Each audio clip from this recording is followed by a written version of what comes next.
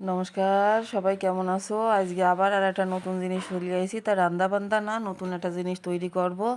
এবছর তো আলুর দাম সেইরাম কম, তা ভাবতেছি আলুর দাম যখন কম, তা আলু তো 2 বস্তা 3 বস্তা কিনে ধুয়ে দিলে থাকবেন না। তা যেভাবে রাখা যায় সেই ব্যবস্থায় এড়িয়ে আজকে।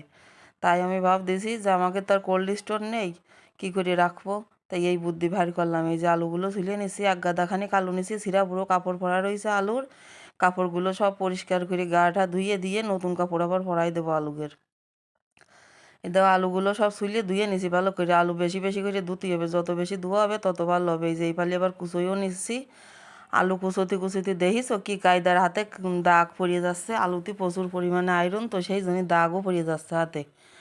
এবার আলুগুলো ভালো করে জলে, পরিষ্কার জলে ধুয়ে নিতে হবে বারবার, অন্তত 4-5 বার ধুতেই হবে। যতক্ষণ না সাদা জল বাইরে আসছে ততক্ষণ ধুতেই হবে। এদিকে জল ছড়াই দিয়েছি কড়াইতে দিয়ে, তার মধ্যে খানিক লবণ দিয়ে জলটা যে ফুটে উঠেছে ওর মধ্যে ওই আলুগুলো দিয়ে দিলাম। 4-5 বার ধুইছি। আলু কিন্তু বেশি করে না ধুলে আলু এবার একটু লালচে লালচে হয়ে যাবে না। তাই এই টিপসগুলো কিন্তু ভালো করে ফলো করো। আর এই জল একটু বেশি দিবা, আলু একটু কম দিবা, দিয়ে দেখবা 60% সিদ্ধ হয়ে গেছে। সেই সময় দুরুস করিয়ে তোমার এই ডালার মধ্যে ঢেলে দিবা।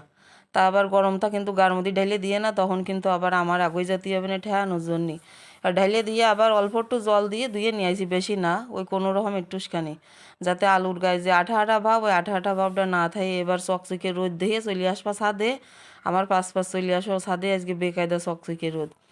ছাদে বসে বসে আমি পাতানো দেখাই দিলাম বাবার, আরে বাবা এবার বসে বসে পাতাচ্ছে। ও পাশে আবার বড়ি দেওয়ার আয়োজন চলছে। তা বললাম তুমি পাতাতে লাগো, আমি বড়ি দিয়ে আসি। তা বাবা এগুলো পাতাই ফেলিছে, এবার আমরা আবার দুইজনে এসে পাতাচ্ছি। একটু পাতাতে ঝামেলা, তা ঝামেলা হলে কি হয়, একবার যদি করি কমবে ধোয়া যায় না, তাই তালি হয় এবারে ঠ্যাং উপর মুহ দিয়ে, নাকে সর্ষের তেল দিয়ে 8টা বছর বসে বসে খাওয়া যাবে না। এবার এ ভালো রোদলি, এক রোদেও শুকোচ্ছে না, এখন শীতকাল তো, আর একদিন একটুখানি দেওয়া লাগে। তা 2 রোদ দিলে ভালো হয়। এই শুকোই নিয়ে চলে আসে, আমি দিলাম 4 কেজি আলু, 4 কেজিতে এই কয়টা হয়েছে, ওই কেজি খানিক হয়েছে মনে হয় শুকোইয়ে। তা ভয় পাই না জন্য যে 4 কেজি শুকোই অল্প কাটা হয়ে গেল, কেউ কি নিয়ে নিল, নিয়ে ঠিয়ে কেউ নিয়ে নি, ও কমিয়ে যায় শুকোই গেলে। এবারে কি করব, বাঁচবো যখন শেষ। এত বেলা ধরে খাটাখাটনি গা ঘামাইয়ে যে কষ্ট পরিশ্রম করলাম, সেই পরিশ্রমের ফল এবার পাচ্ছি, পাবো। এবার তোমাকে দেখাচ্ছি কী কী রে কী করবো।